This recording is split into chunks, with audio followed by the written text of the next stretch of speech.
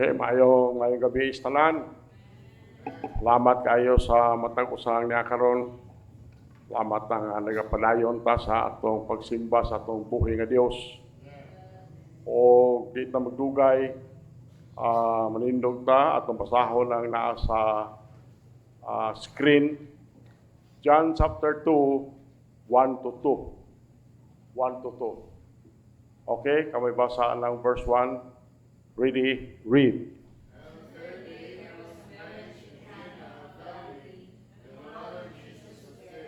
Verse 2, go.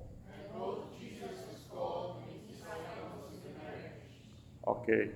Apo, tama na mo langit nun. Buhay na mga Diyos. Salamat kay Ginoo nga nagapadayon mi Amahan sa pagsimba kanimo dining kagabion. Salamat sa matag usang niya karon.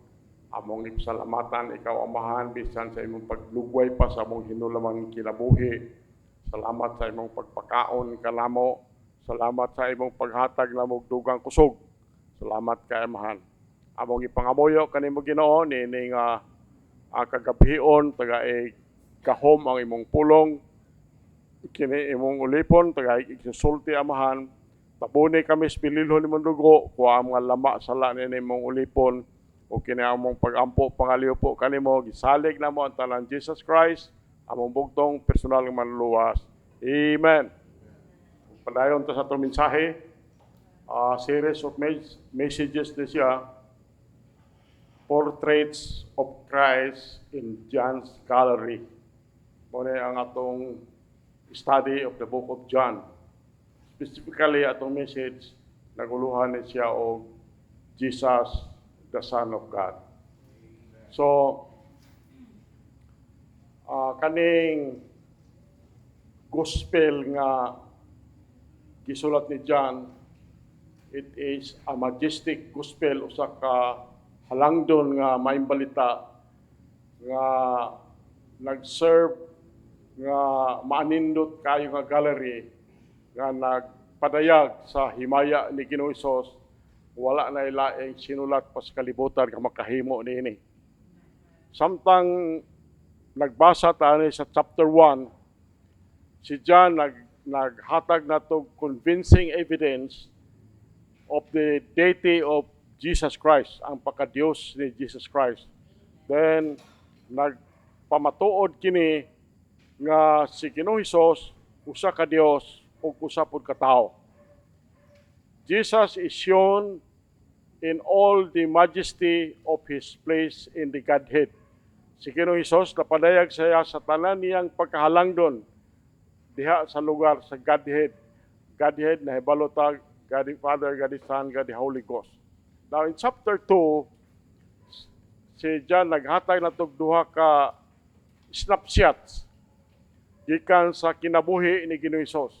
Gikan sa verses 1 to 11 atong mensahe karon na pa sa 1 and 2,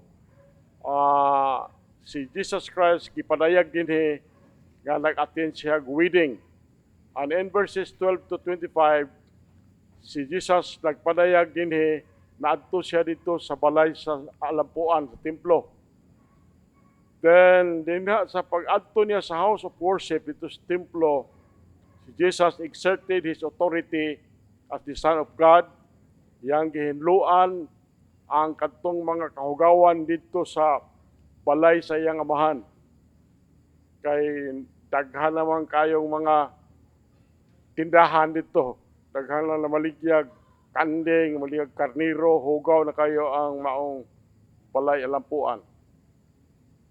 By the way, God has not changed His mind. His house is still to be the house of prayer.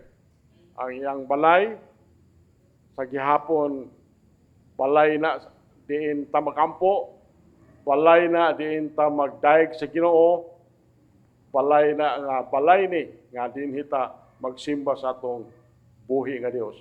Many in our day have tried to make God's house a place of merchandise. Ang hibalo man mo unsang simbahan lang na ay daghang tindahan sa gawas. Maligyag mga kandila, kung unsa na rin baligya diha. Kana gyud diha sa sa Manila, pasti lang baligya ang gawas na daghan mga orasyon, mga libro, daghan kayo. Adto kay ko dito, magtanaw-tanaw ko dito, basig makita tag mga orasyon ba. Atong sige po, atong Manila kay mo agi manguta dinha gud. So, mauna ang atong mga panahon karon. So,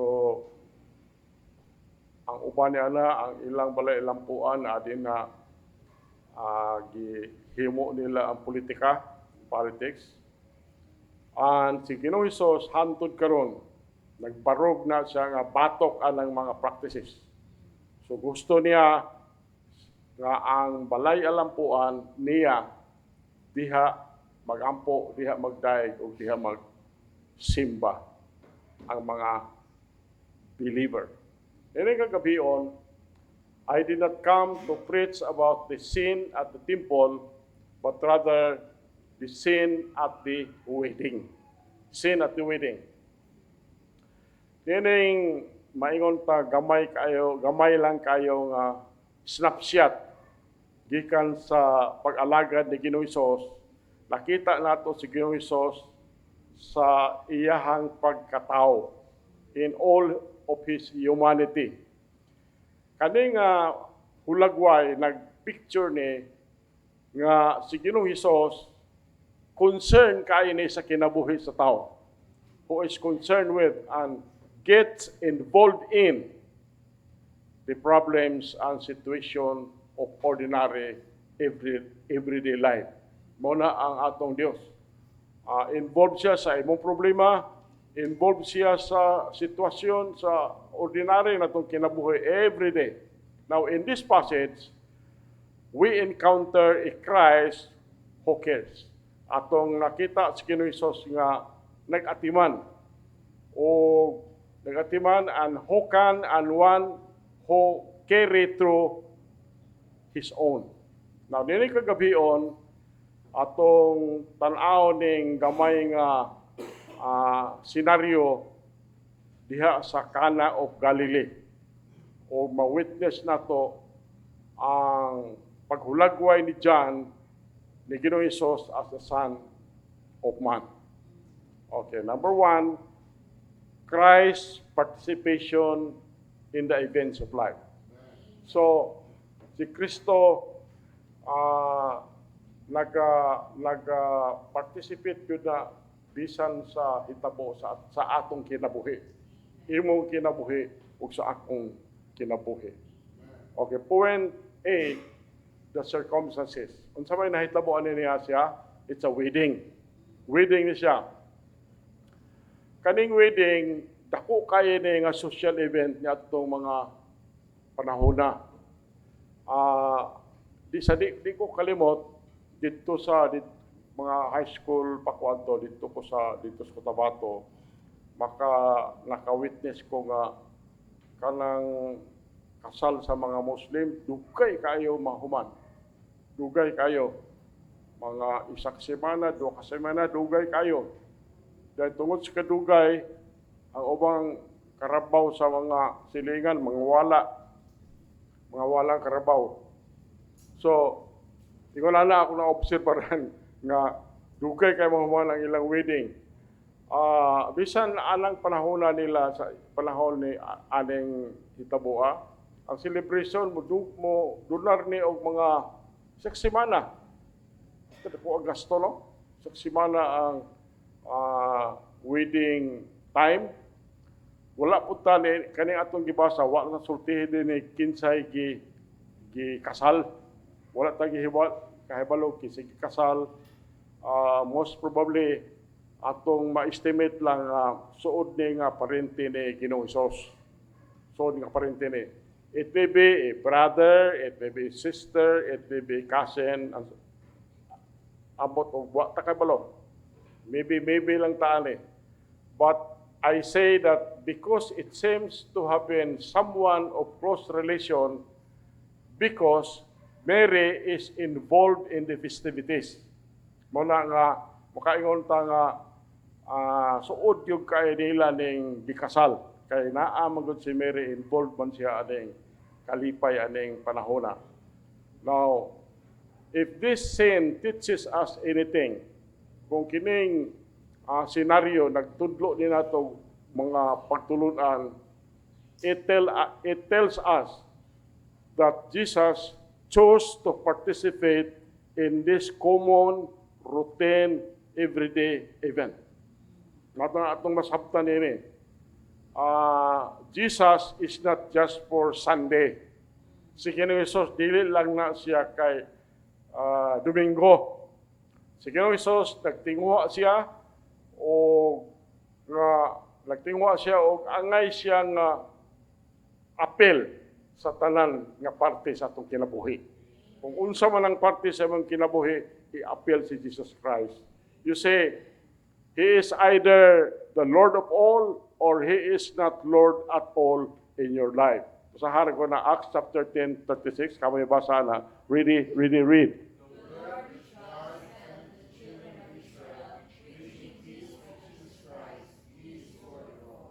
He is Lord of all. He is Lord of all. Walang circumstances, it is a wedding. Point B, it is a call. Tawag ni siya.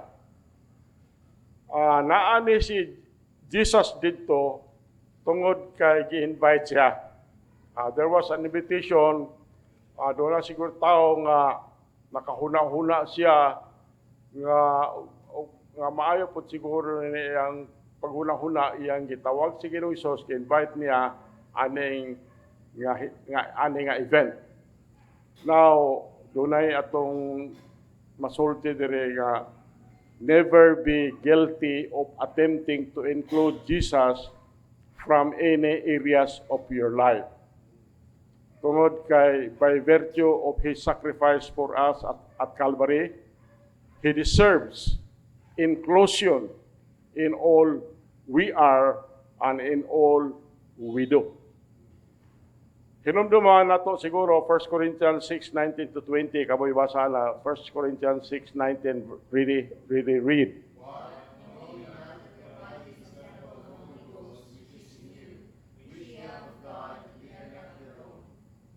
Verse 20 go.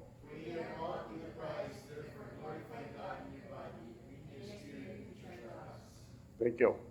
Now, if we are truly His, kung kita tinuod yun nga iya ni Jesus Christ, then He has access rights to everything.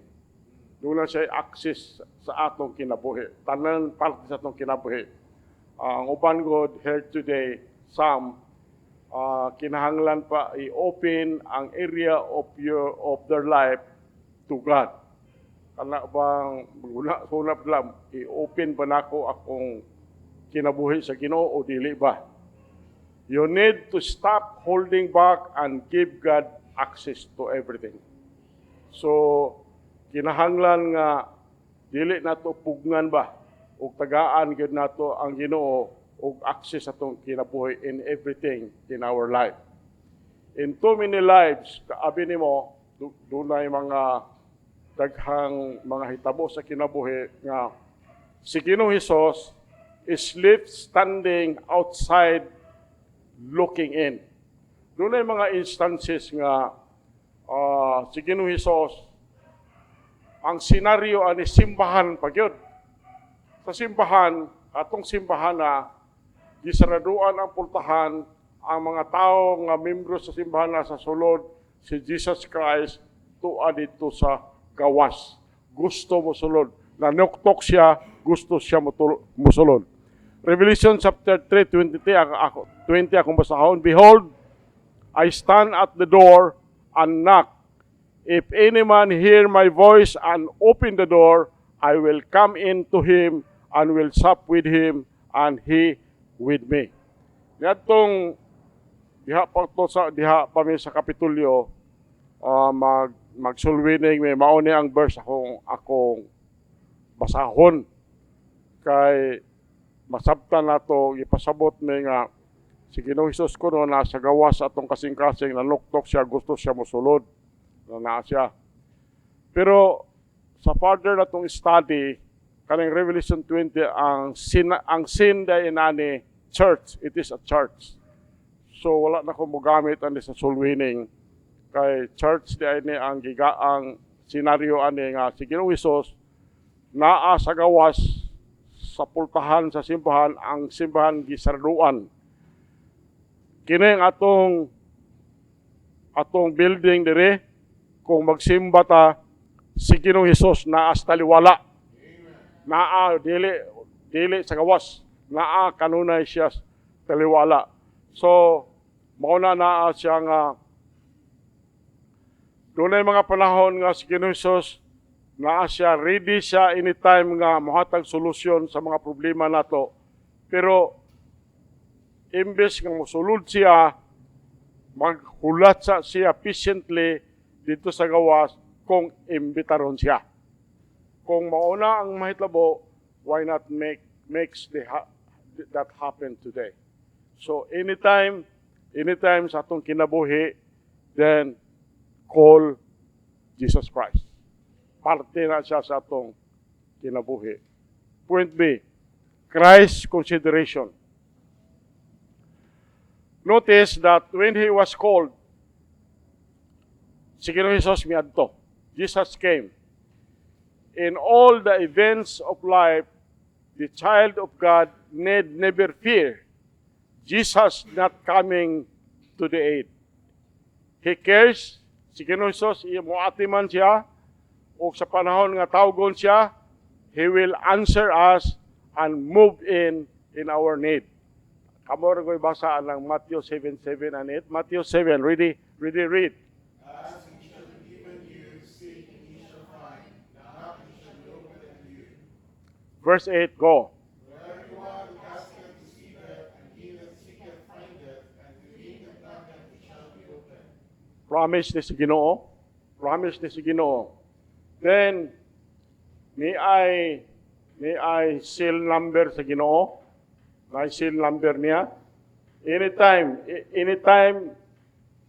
anybody can call him. Mauni ang seal number. Jeremiah 33:3. Call unto me, and I will answer thee, and shew thee great and mighty things which thou knowest not. Mauni ang iyang seal number. Sa una, ato pa man yung telephone number kay o pa may cellphone sa una. Pero karon kay na may cellphone, mauni ang seal number sa Ginoo. Jeremiah 33:3. So, sama ba ang old song nga mingon ang karaan nga mga awit ato nag-awit diri ingon dito, oh what peace we often forfeit, oh what needless pain we bear when we do not carry everything to God in prayer. So dili man siguro ni Baptist way, pero kinahanglan ato ning buhaton. Let us learn to run to Jesus before we climb on the rocking horse of worry. So, Philippians 4:6-7. Kamoy basa lang ang verse 6. Ready, read.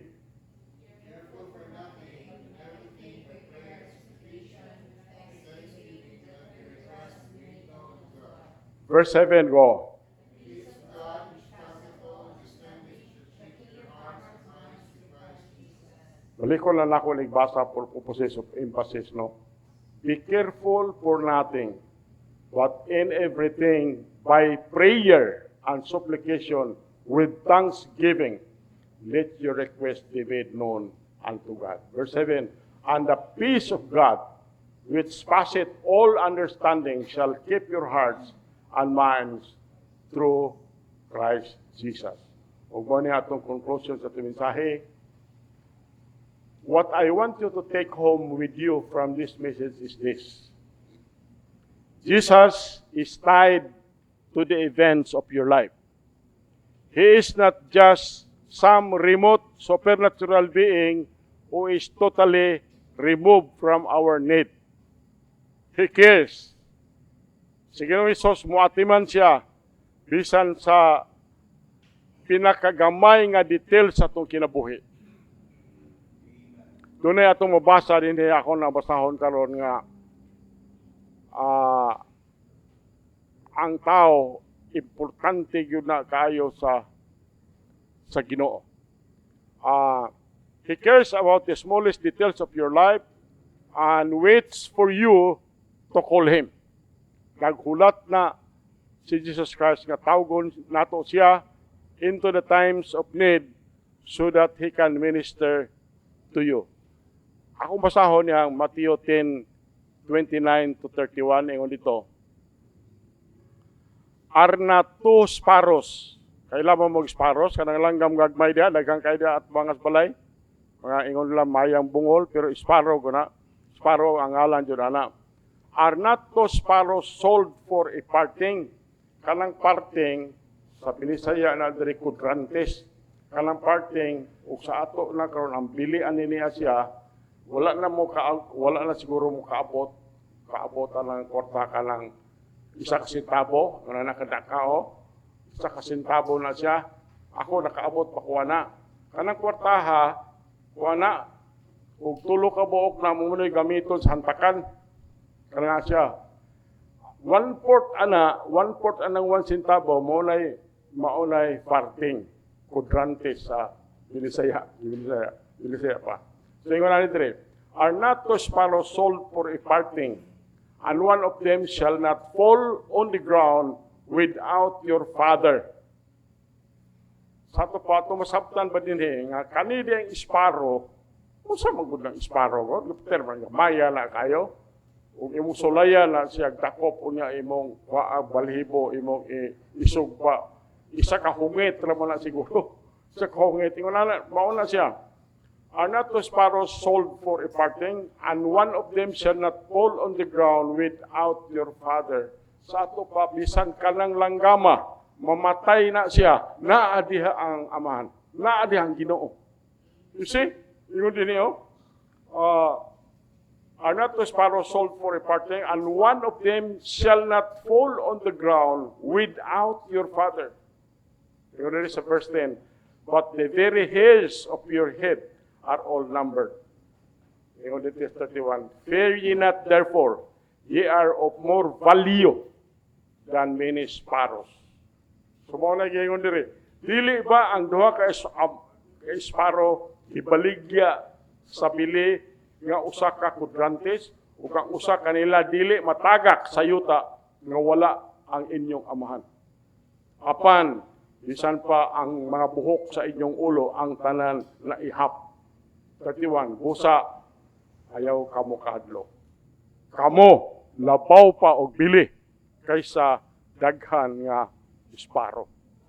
So ingon ana ta kinahanglan ingon ana atong feeling ba nga importante kayo ta katubangan sa Ginoo. Tungod kay bisan ka ng sparrow nga langgam gamay kayo, mamatay na siya, naadiha ang Ginoo. Nahibalo ang Ginoo nga ng sparrow mamatay. So, kita pa nga tao nga gimugna ta in the image of God. Mauna siguro atong unang-hunaon sa atong kaugalingon in relation to our God. Lindog ta magamputa. Mahal naman lang itnon, buhin mo nga Diyos.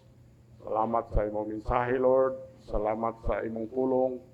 Salamat, Ginoo, nga ikaw gyud niini nga church magpatiliwala yung kaamahan. Kani ayaw ka sa mong taliwala. Dili yung ka diya sa gawas sa pultahan, Lord. Amahan naman lang ito na mong ipangamuyo kani mo Ginoo. Nga tagae may kasing-kasing Ginoo. Na sa tanang parte sa mong kinabuhi, magatawag ni kanimo amahan.